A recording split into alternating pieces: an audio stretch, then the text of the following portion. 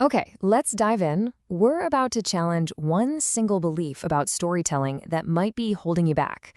It's an idea so common, it's pretty much invisible, but trust me, breaking it down could change everything for you. Just think about that for a second. What if that label, writer, with all the pressure and all the baggage that comes with it, was the very thing getting in your way? What if the real work of telling your story has absolutely nothing to do with being a writer at all? Well, this is what we call the myth of the writer. It's this sneaky idea that your story can only come into existence after you've perfected the technical side of writing. It's a totally paralyzing belief that causes so many important, powerful stories to get buried simply because we feel like we're not technically good enough to even start. But, there's another way to look at this whole thing, a framework that just flips the entire process on its head. It's a simple but really profound shift in perspective. Voice has to come before writing, always. So let's get this crystal clear. On one hand, you have your voice. That's your innate human agency. It's your fundamental right to exist in your own truth. And then, on the other hand, you have writing. Writing is just a technology, right? It's a tool we came up with way later to preserve things. Your voice is the root system. Writing, that's just the branches. I mean, a story without a voice is like a tree without roots. It's just not going to work. The life force, the nourishment, the soul of the story comes from your voice, from your lived experience, long before it ever makes its way onto a page. We really have to remember this. Truth-telling is ancient. It's baked into our DNA. For thousands and thousands of years, history, wisdom, survival itself, it was all passed down by voice. So when you start with your voice, you're not trying some new, trendy thing. You're actually returning to the most organic, fundamental form of storytelling there is. Okay, so if we start with our voice, what do we do with the fear?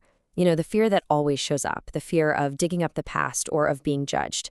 Well, this framework suggests that we need to completely redefine our relationship with that fear. Here's the big reframe. Fear isn't a stop sign. It is not telling you to turn back. It's just information. Think of it like a GPS signal telling you that you're getting close to something that carries real weight, something deeply meaningful. After all, meaning is rarely weightless. So when you feel that resistance kick in, it's not a sign you're on the wrong path. It's a sign to proceed with care.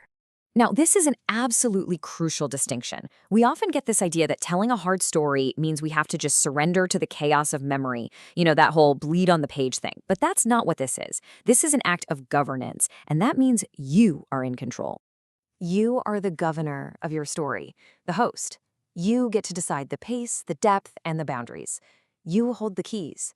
You decide which rooms the reader gets to enter and which ones stay private. This isn't about being swallowed by your past. It's about choosing how to engage with it from a position of authority. And that authority, that's made possible through structure. But hold on, not the kind of rigid, restrictive structure you might be thinking of.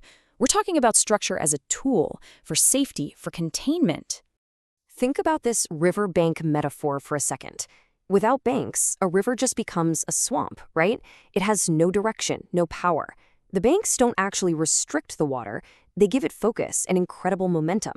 A good structure does the exact same thing for your story. It creates a safe container so you can explore your memories without getting completely overwhelmed by them. So, how do we actually do this?